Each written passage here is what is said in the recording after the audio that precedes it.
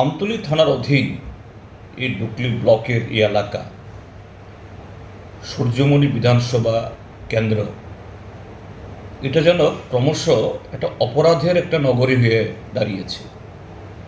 কদিন আগে একটা স্কুলে, ওই আনন্দনগরে ক্লাস 8-এর একটা মেয়ে স্কুলের ভেতরেই ধর্ষিতা হয়েছে। তারপর শান্তিনিকেতন মেডিকেল কলেজ, যুবতী মেয়ে, সেই কলেজের কর্মী কদিন আগে তার রুমের ভেতরে তাকে মৃত অবস্থায় পাওয়া গেছে, জ্বলন্ত অবস্থায় পাওয়া গেছে, যার বিরুদ্ধে তার পিতামাতার অভিযোগ এটা অস্বাভাবিক খুন, এটা হত্যাকাণ্ড। এর দুদিন বাদেই আবার দেখা গেল সেখানে একজন মহিলা বাধাঘাট দশরথদেব স্টেডিয়ামের পাশে, তার উপরে আক্রমণ, আর তাকে বাঁচাতে এসে তার আত্মীয় পরিজন তাদের গাড়ি ঘোড়া সমস্ত তছনছ করে দিয়েছে, বাড়িঘর লুটপাট হয়েছে, বয়স্কা মহিলা, তার উপরেও দৈহিক নির্যাতন হয়েছে। এবং সেই ক্ষেত্রেতেও আমতলী থানার একজন মহিলা অফিসার, তার নেতৃত্বে এই হামলা হয়েছে। কি ঘটনা ঘটছে?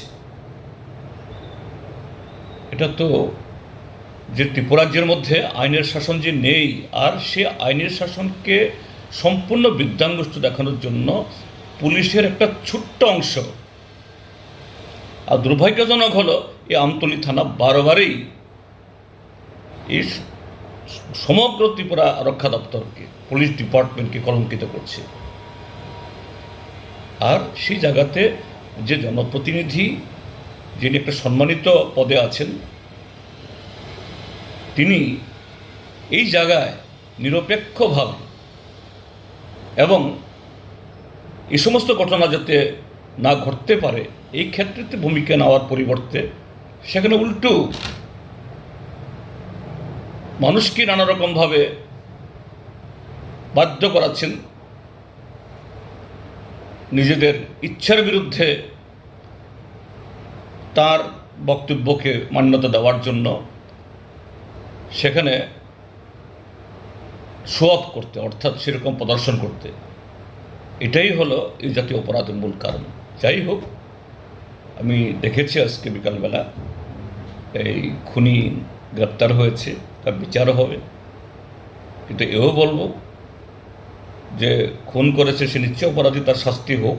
এই জন্য তার পরিবারের নির্দোষ লোকেদের উপর যেন অযথা এরকম কোনো ধরনের এই আক্রমণ নেমে না আসে এবং শান্তিপূর্ণভাবে সবাই বসবাস করতে পারে, সেদিক থেকে সরকার, প্রশাসন, বিশেষ করে পুলিশ তার ভূমিকা নেবেন। আর সেখানকার যে কিছু পুলিশ অফিসার, এটা পরিষ্কার তারা ব্যর্থ এবং এই সমস্ত ঘটনার সাথে কোনো না কোনোভাবে তারা যুক্ত হয়ে যাচ্ছেন।